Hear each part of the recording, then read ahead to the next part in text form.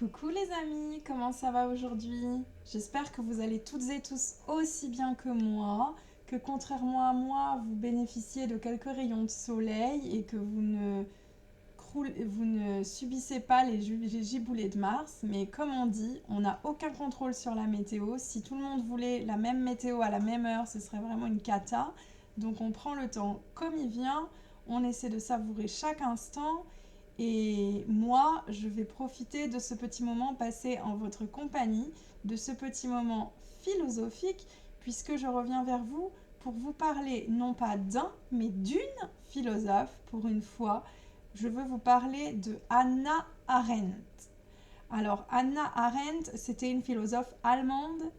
C'était une philosophe, mais elle se définissait avant tout comme politicienne, puisqu'elle a défendu ses idées bec et ongle à l'époque hitlérienne. Et croyez-moi que ce n'étaient pas des petites, mais plutôt des grandes, des grosses idées puissantes. Alors, elle était juive et elle voyait deux antisémitismes. Elle voyait un antisémitisme politique, parce qu'elle savait que beaucoup de choses étaient interdites aux juifs, et elle voyait un antisémitisme social parce qu'elle sentait que l'on considérait les juifs comme des gens inférieurs et que pour cette raison on les rejetait. Elle a vraiment lutté contre la société de consommation. Elle a dit qu'il fallait concevoir des objets non pas pour les considérer comme des simples produits, mais pour en faire bon usage, et que l'usage des objets ne devait pas être générique, mais propre à chaque individu. Elle a dit que la société de masse ne voulait pas de culture, qu'elle voulait seulement des loisirs. Ça veut tout dire. Elle a lutté pour défendre la culture, elle a lutté pour aller au-delà de la simple consommation. Elle a fait la différence entre la vie active et la vie contemplative. Pour elle, être dans la vie active, c'est œuvrer pour sa société, œuvrer pour sa ville, œuvrer pour son pays.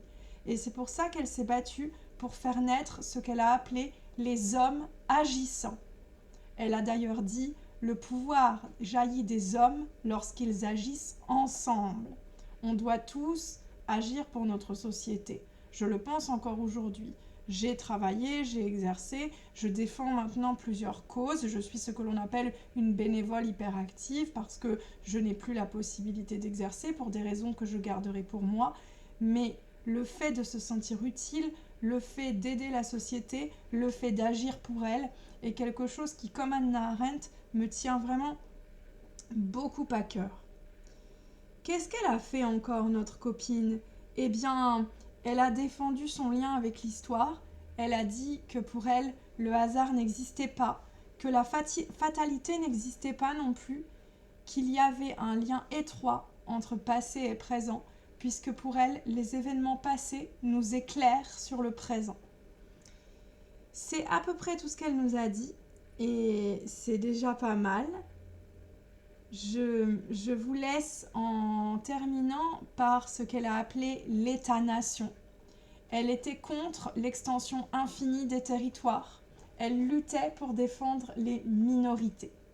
Voilà. C'est ses idées principales, c'est sa philosophie, sa grande philosophie. Bravo à elle parce que se battre à cette époque, c'était vraiment compliqué.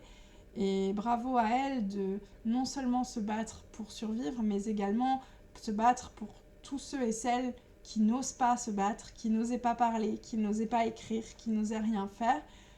Je reviendrai vers vous pour vous parler d'autres femmes de temps à autre, d'autres philosophes et de plein d'autres choses encore. Sur cette chaîne Prête-moi ta plume, j'ai encore plein de choses à vous dire, plein de choses à vous montrer, plein de choses à partager et je le fais toujours avec le même plaisir.